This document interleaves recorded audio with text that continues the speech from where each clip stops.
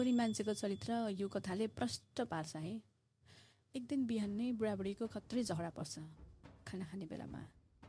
बुढीले mobile उठाएर ड्याङ्ग मुखमै बजाइन्छ बुढाको मुख रातो। त्यसपछि बुढा रिसले चुरो भएर घरदेखि बाहिर हिँड्छ। हिँड्दै गर्दा ठ्याक्क पल्लो गाउँ पुग्ने बेला हुन्छ। त्यहाँ एउटा पानी पँधेरो हुन्छ र त्यहाँ कुवा हुन्छ है। त्यो कुवामा एउटा राम्रै केटीले पानी भर्दै गरेको हुन्छ। त्यसपछि त्यो केटाले त्यो केटीसँग पानी खान माग्छ।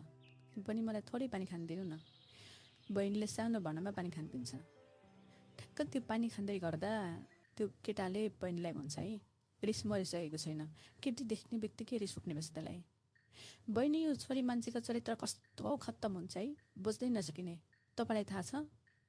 त्यो सुनेपछि केटी रिसले आगो भयो, अनुहार रातो भएर आयो र एक्कासी चिच्याउन थाल्यो, बचाऊ बचाऊ भन्दै चिच्याउन थाल्यो। त्यसपछि परबाट गाउँलेर पनि के भयो भन्दै सब मान्छेहरू कुद्दै कुवातिर आउन थाल्यो।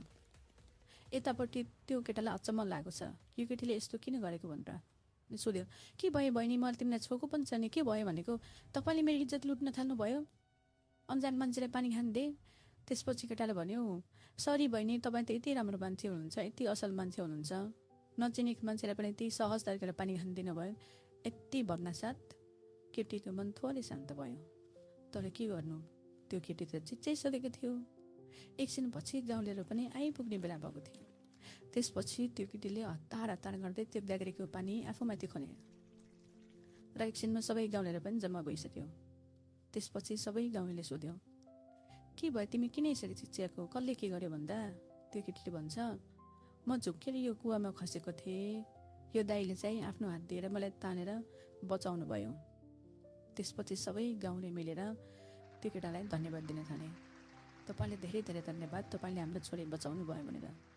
त्यसपछि सबै आफ्नो घरतिर जान थाले र त्यो केटा पनि जान थाल्यो। अनि केटीले सुटुक्क बोलाएर कानमा भन्यो, यदि तपाईँले छोरी मान्छेलाई गाली गर्नुभयो, रिस उठाउनु भयो भने छोरी मान्छेले तपाईँलाई नि मर्नु न बाँच्नु बनाउँछ। र यदि माया गर्नुभयो भने, सम्मान गर्नुभयो भने र इज्जत गर्नुभयो भने तपाईँलाई मृत्युको मुखबाट पनि बाहिर निकाल्न सक्छ। यो कुरा नभुल्नु।